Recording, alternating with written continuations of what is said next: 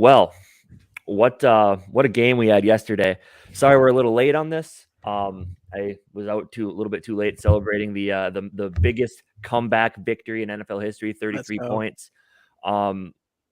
This game had a little bit of everything. It had just that sinking feeling that we had during the Philadelphia and Dallas games, where you just felt like we were never going to figure it out, and we were just gonna, just get doors blown off, and then by the second half, we were just going to be pretty much done with it.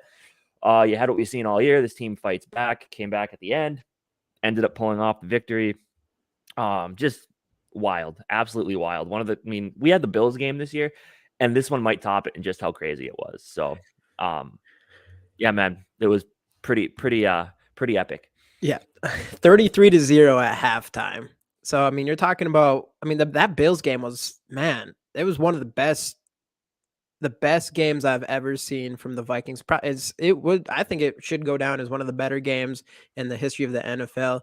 And of course, our weird ass team tops that somehow in the same season. And I say weird ass team, and it is a weird ass, and this is the weirdest team that I've ever witnessed. Like, especially if you're a Viking fan and you're watching it as a Viking fan, it just doesn't make any sense how you can, the games we lost were terrible.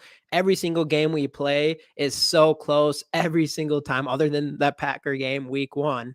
And hopefully, maybe the second time that actually happens where we beat a team by a lot or just straight up beat up a team is the Packers again in a couple weeks here. Yeah. But every single time, and then we have the greatest comeback in NFL history, and one of the greatest comebacks in the NFL history against the Bills, and another one against actually the Lions earlier in the season.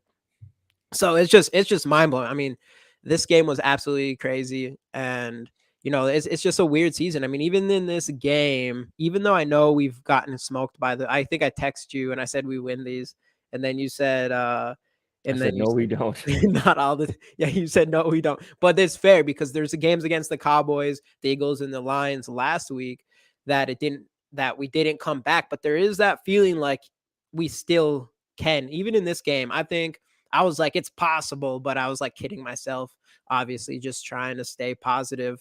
But I think what happened with me, because they went 33.5, they scored that field goal.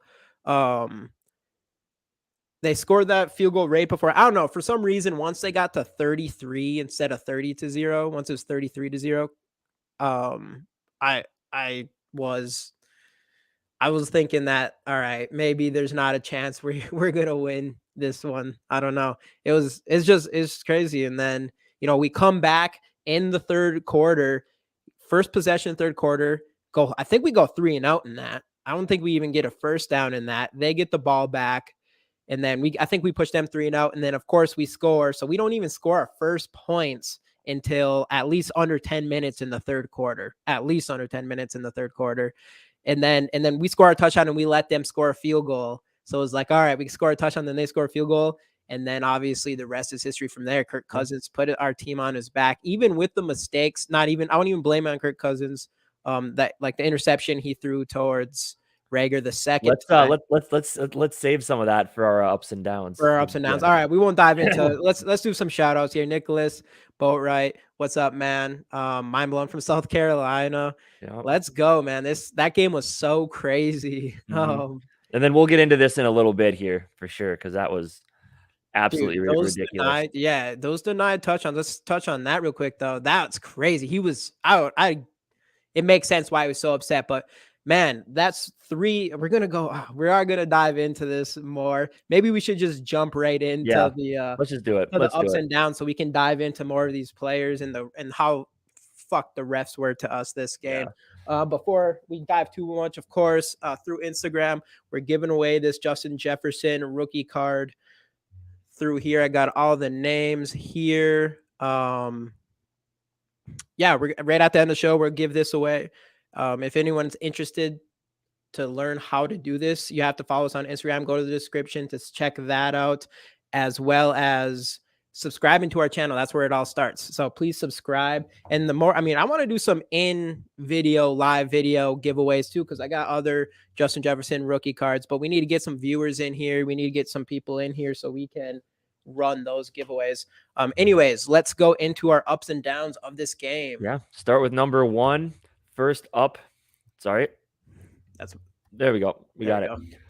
Quarterback Kirk Cousins. So yesterday, first half was not good. First half wasn't good for any facet of this team. Kevin O'Connell, some of the calls he was making were really, really weird. The fake punt, I mean, I get it, but I don't love the play call, putting his defense in bad spots. But man, that second half when Kirk Cousins said at halftime, Patrick Peterson came up to him and said, all we need is 5 touchdowns. We got this. We'll stop them. You guys score 5 times.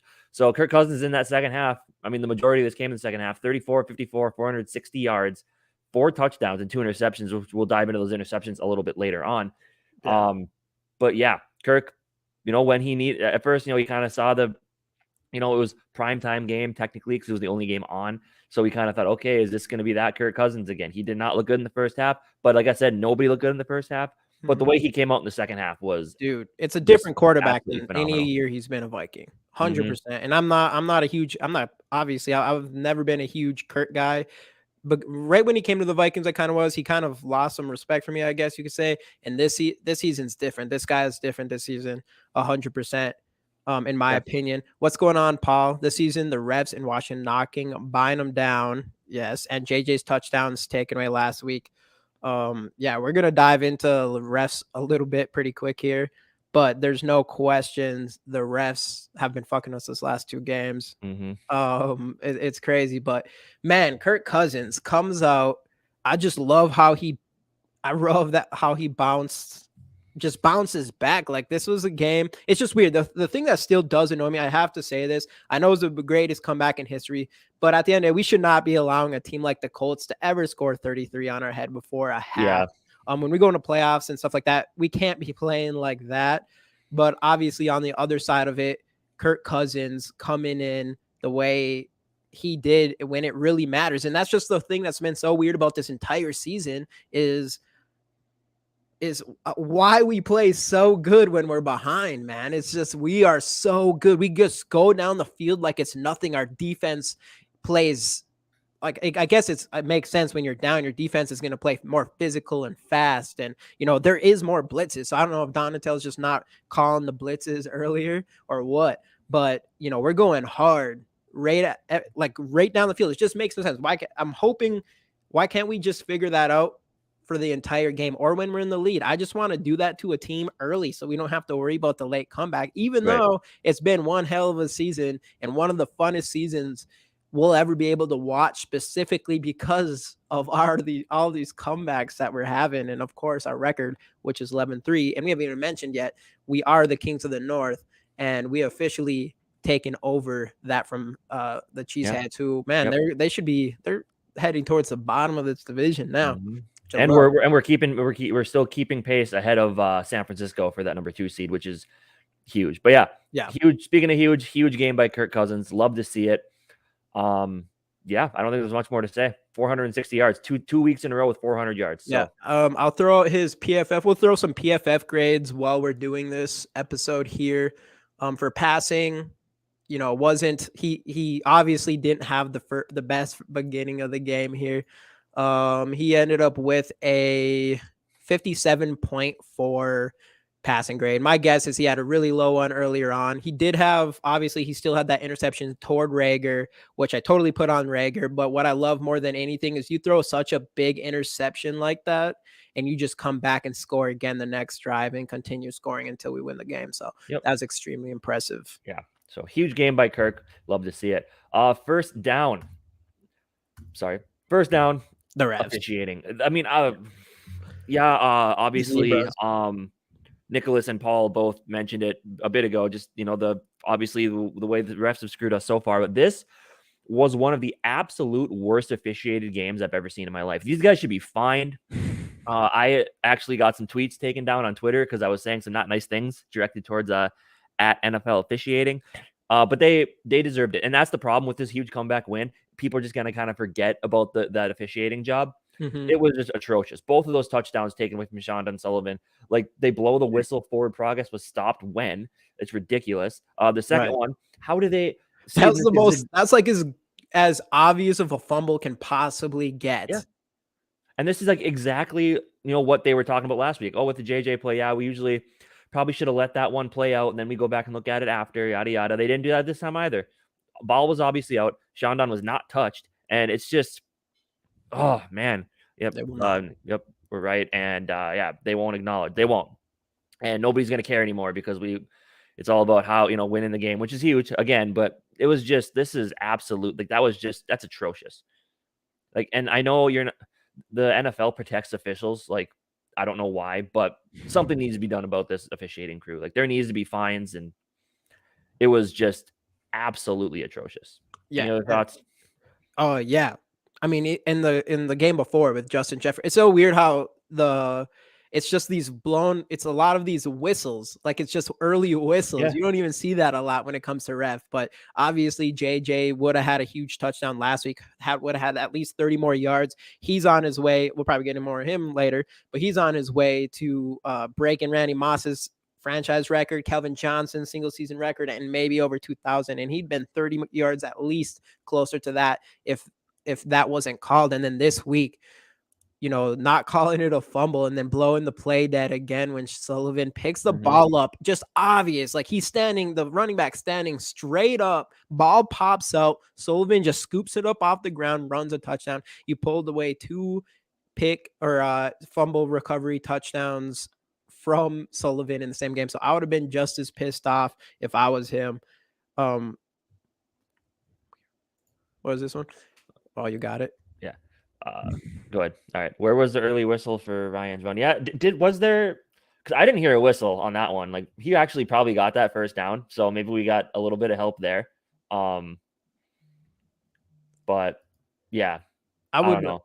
And another part was, luckily we got it at the end there, but right at the end of the game when we kicked that field goal was when the Colts guy was laying on top of JJ. Yeah. And I was thinking they're not gonna give us that or whatever. It seemed like they wanted to do everything they could to not actually give us that penalty. Yeah. And then finally they did, which came down to winning and losing that game. So yeah, the refs, that was ridiculous. It's just so crazy because that Sullivan, we're making this comeback, and that Sullivan touchdown would have just, obviously we needed a 2-point conversion, but it would have just tied it up right then and there, and they just took it right from us. So I don't know. That part was some baloney. Yeah, we might have a Super Bowl if that didn't happen. Yeah, that happened. Right. But yeah, and obviously we could have put Greg Joseph in the ups as well, because just nailing the last 2 weeks. I don't think he's missed a kick. Huge, clutch game winner. So good on Greg Joseph there as well. But that officiating is just, yeah. Greg Joseph, he's been missing a lot of extra points this whole game. I just knew you can't miss an extra point. This, like when we were back to like 14-36 or whatever, I was just thinking in my head, like, all right, we can do, I know at some point we need a 2-point conversion. So if Greg Joseph misses 1 extra point, we're going to need at least an extra field goal just to win this. So the whole time, like, he can't miss any extra kicks, extra points. And then of course the big 40-yarder to win the game. So hats off to him. That was huge. And then I mean, we're talking about special teams, so this is another down that we could have. I think he did fantastic. I think Ryan did fantastic, Ryan Wright. Yep. Right. Yeah. Yep. Ryan Wright did fantastic with that punt right at the end of the game. That was a perfect punt. They gave the refs here. The refs gave them a better spot, a shitty ball placement on that as well. But he was fantastic. But on the other parts of our defense, a block punt, obviously ridiculous early game, freaking blocks it, runs a touchdown, and then we allowed two really nice kick returns. So we did not look as good from that perspective, but right, for sure. But anyway, let's get into more positive stuff here. Get into our next up. KJ Osborne, game of his career yesterday, 10 catches, 157 and a touchdown. We're just gonna give a few. How you feel about Hawk? I think he's up and down. Yeah, since at certain times he drops some catches I was actually gonna mention him in a bit here. We'll just kind of go through. We'll just kind of focus on Osborne in a second here, but I just want to kind of point out some of the other wide receiver Osborne stats. Deserves this slide. We put Justin Jefferson on a lot. Justin Jefferson deserves to be on here every single week, but Osborne stepped up in the biggest way. for sure. But JJ 12 catches, 123, a touchdown as well. Delvin 4 catches, 95 yards, the huge 64-yard screen for a touchdown. A screen actually worked. I was surprised. Adam Thielen 3 clutch catches and a touchdown. And then yeah, like you said, TJ Hawkinson. Yeah, he's been. Let's see, what is he? He does have a bit of. He does, but when you need him to, I mean, I guess not always when you need him to catch the ball, but in this game, he caught the 2-point conversion that sent it to overtime. If he doesn't catch that, I mean, there's still some time, but at that point, the game's probably over. So, but yeah, so huge catches by him as well. Yeah, Johnny Munt with 1 catch, 7 yards. CJ Ham 1 catch for 4 yards. But yeah, KJ Osborne, man, like I know this year he's been up and down as well, in my opinion. Me and you kind of had him being one of those guys who was going to take an absolute huge step this year. Mm-hmm. Didn't quite see it yet, but this game is this game was a step in the right direction. He made some contested catches. He got open. He got separation.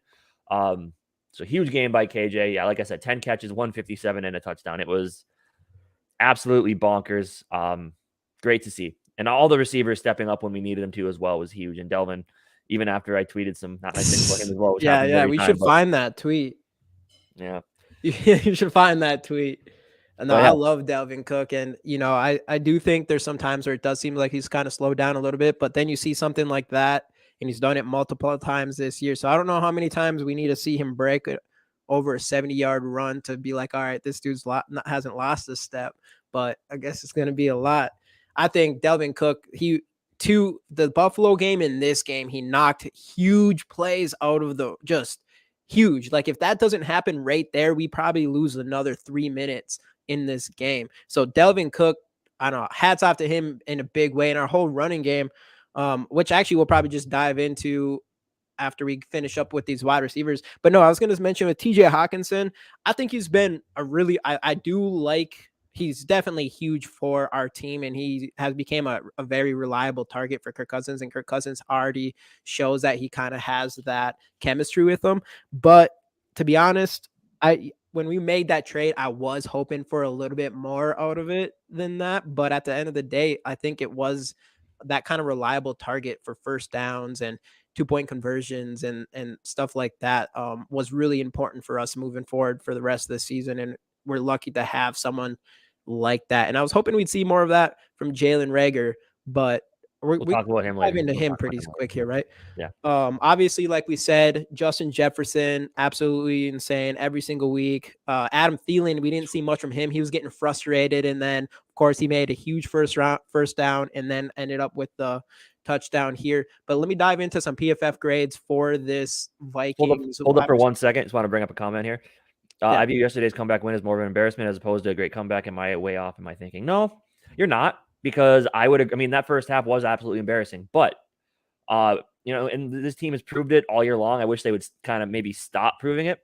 But this team has shown in those situations, like Kevin O'Connell, I don't know what he's brought to this team this year, whatever juice he's brought, but it's working. And they don't quit, and that's the biggest thing. So yeah, it feels embarrassing. Like had we lost or tied, then you're probably looking at it like an embarrassment. But I think the fact that we came back and pulled it off was, I would agree with Nick. I would agree with Nick on this one. Not off, but bringing the high down. I would definitely kind of agree with that. But at the end of the day, though, the win's a win, and it's nice to see. Like again, last year we lose those games. We just kind of pack it in and go home. And this year, not so much. So anyway, going to your grades. Yeah, I was just say thanks for joining, Kyle. But no, I have to agree. The reality of it is we come back. One thing we know about this team is I think we can definitely beat any team, and no team can ever feel comfortable at any point in the game officially. There's no way a team has ever came back in games as much as we have this entire season. But let's be honest here. We cannot, I mentioned this earlier actually in the video, we cannot allow a team like the Colts to score 33 points to 0 in the first half, because when we're playing a team like we've already played against the Cowboys and Eagles, that wasn't going to happen. We weren't able to make this comeback against them. And the way the 49ers have looked is we can't just expect to win games like that. So it is kind of like, overall, obviously, it's super sick that we're a team that fights that hard to make the biggest comeback in history after we've already seen multiple games this season just like that. But it is extremely concerning at the same time that you're allowing these teams to score all over you, and you're not putting your foot on the gas in these games earlier in these games. And the only time you seem to do it is when we're behind, which I do really hope we see that continue forward earlier in the games when we're leading, so it doesn't have to come down to this every time. Just because I don't think it's going to work that way in the playoffs. So it's bittersweet, but it's mostly sweet because I mean the greatest comeback in history. That's always going to be sweet. Yeah, for sure. But I think the biggest thing now when it comes we're talking about offense. Let's go back to the head coach again. The biggest thing now is going to be not having that big drop off after an emotional win next week against New York. So we'll see how that ends up. But obviously that's a conversation for a different video later on. Right. I mean, and we're officially getting prepared for playoffs. So keep that in mind. It'll be interesting what we do going forward as far as playing time, but we need to get Justin Jefferson. I want him to get that 2K so bad. So I'm hoping we just feed him one way. We still got to keep fighting to keep the 2 seed. So we do. Right. So I was going to jump into some of these PFF grades for the wide receivers. We got, I'm on the wrong one here. So Justin Jefferson ended up with a 75.7. Obviously, no surprise. He's always up on top of these PFF grades. KJ Osborne with a 78.5. I might as well go through some more of these grades for the offense. But the number one in this game was Brian O'Neill with 80.1. And then it was at KJ with 78.5, JJ 75.7. And then we'll dive into this player in a second here because I think we need to talk about him more before we move on. And that's Delvin Cook. With 75.2, and Christian Darrisaw with 69.6 to round out the top 5 on offense. So I mean, obviously the first half was terrible, but man, these guys really boosted the grades in the second half. Yeah. Speaking of the first half, that's our next down. Our win our win probability. There we go. Our win probability in the first half there. I mean, look at that. Never mind. You know what I mean. We did not have a good chance to win this football game at halftime in the first half. And that's also I do a lot of the game day tweeting on the Twitter account. Yep. What I said in the first half doesn't count now that they won the game. I mean, that was just first half thoughts. That was first half Casey. First half emotions. Casey was feeling a lot better at the end of this one. So. But yeah, it looked pretty ugly to start. I did not think we were going to win that game. And it was kind of laughable. We were just kind of joking man, they'll probably score some points in the second half, but what are they really going to do? And look what they did. Came back, won the game. So that's this team this year. Yep. Doesn't make sense. Doesn't need to make sense as long as we win, I guess. Yeah. But we just got to keep that energy. Exactly. And the way we were able to win this game was the defense stepping up. Ed Donatel, it started off a little bit soft again, but that was also the defense was put in some bad spots, obviously, because of some. I don't think Madison got injured. I don't think so either. I just don't think he played much. Sometimes he plays a lot, sometimes he doesn't. It's kind of weird with him. But yeah, the defense really stepped up. I believe they said Matt Ryan was blitzed on 40% of his dropbacks, which we didn't get home a lot. I believe we had 3 sacks. I want to say Za'Darius had a half sack. Danielle Hunter had 1.5, and then I think there was one more. Kendricks had a sack as well. So Kendricks was a little bit hobbly at points in the game yesterday. I think he had some really nice, but that sack he had was huge, man. One of the plays of the game. Exactly, for sure.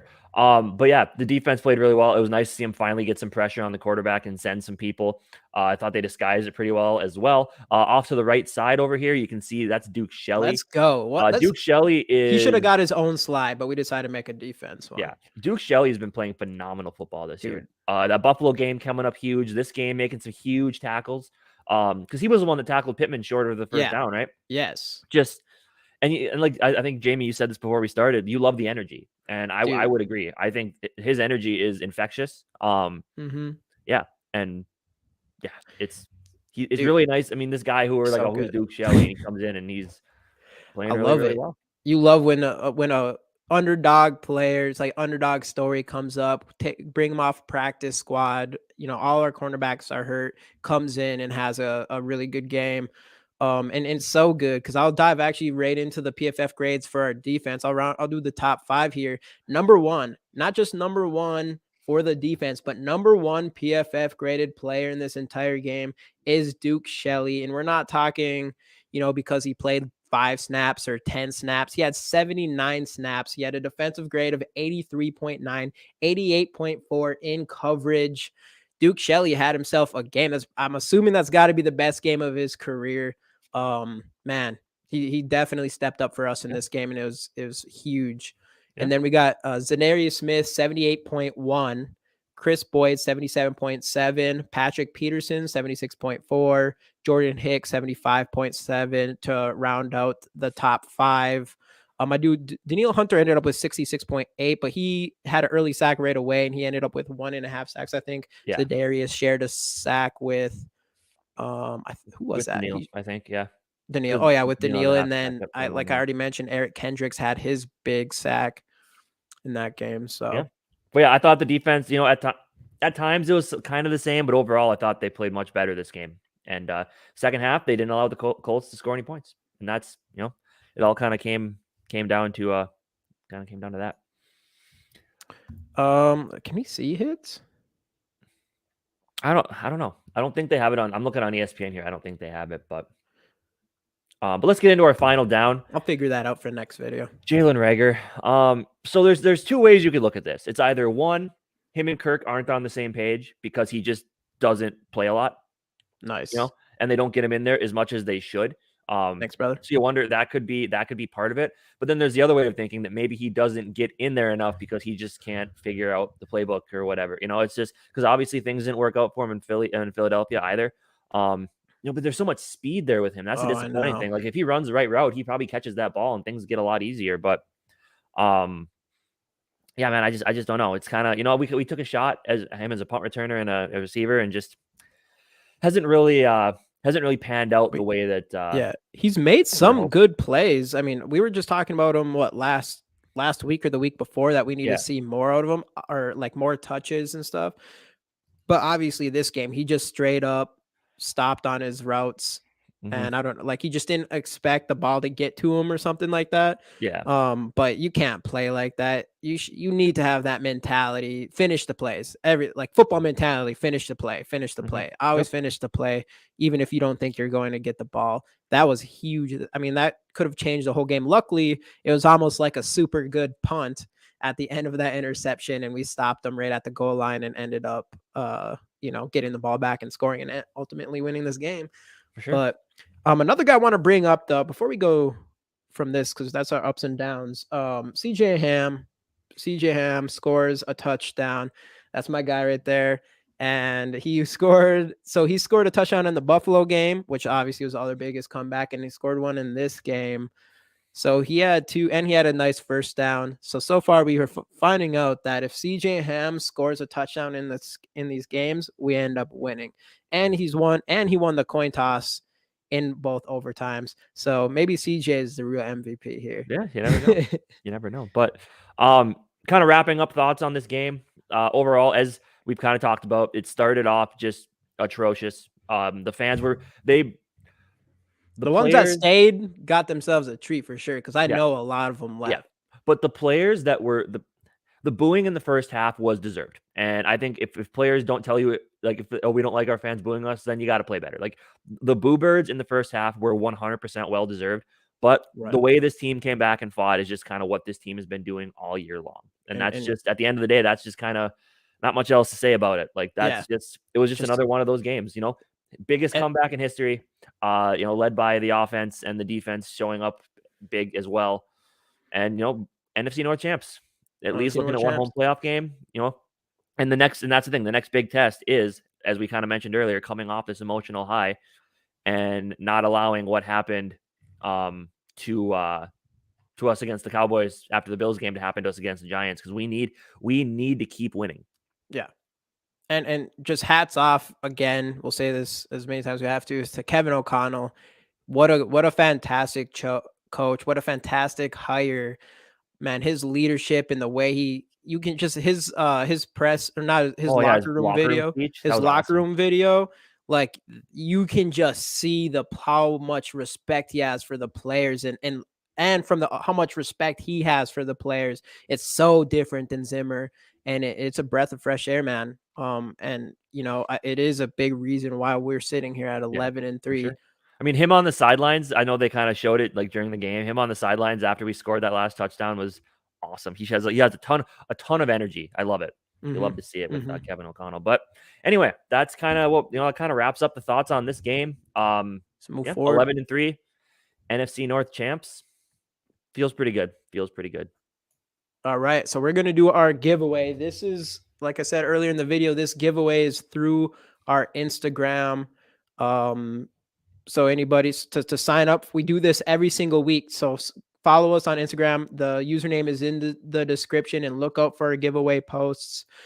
The more people we keep getting in these streams, though, we are going to start giving away some right through these live streams, and we'll send it directly to your house. But yeah, let's run into this. Here's the Justin Jefferson rookie card, and let's spin the wheel here. Oh man. Frank Noodle, man, that was a close one. Congratulations, Frank Noodle. We'll hit you up on Instagram, get the information to your mailing address, all that good stuff. Send this out to you right away. Yeah, man. One more comment rolling through here. Should we rest anyone through the remainder of the schedule? If it ends up being to the point where we need to keep winning to hold on to the 2 seed and maybe even have a shot at the 1 seed, which I don't think is going to end up happening, but then no, you wouldn't. But if it gets to a point where we get locked into a certain playoff position, then you might see it. Like maybe week 18 maybe week 18 against the Bears, we might.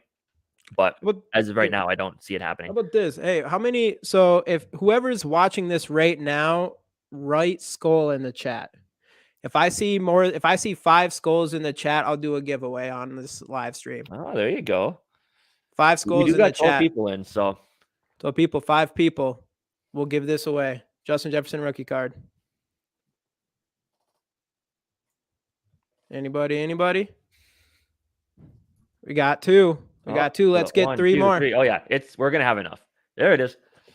Okay, skull, 2 more. Gabby, you can't go twice. Just kidding. Just 2 skulls.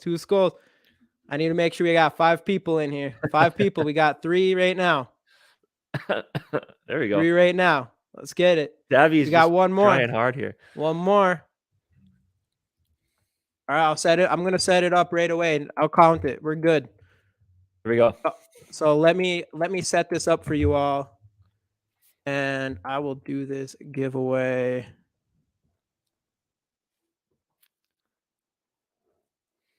All right, so to enter this giveaway, now you have to do hashtag skull. So type in hashtag skull again to get in this giveaway.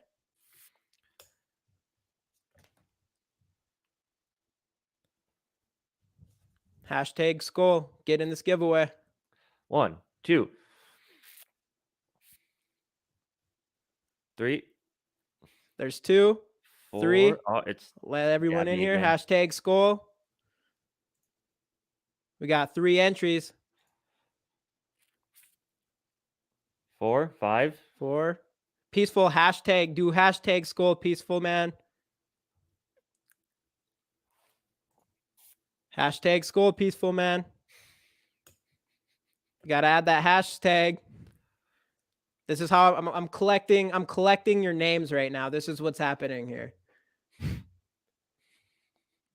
James Nygaard, all right, come on, peaceful man. I feel like I can't just go on without you now.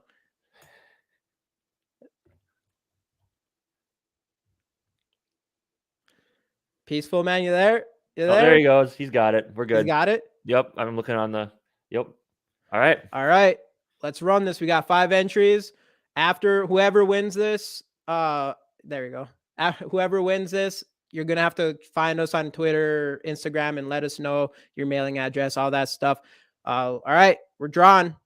I'll do 5, 4, 3, 2, 1. Closed.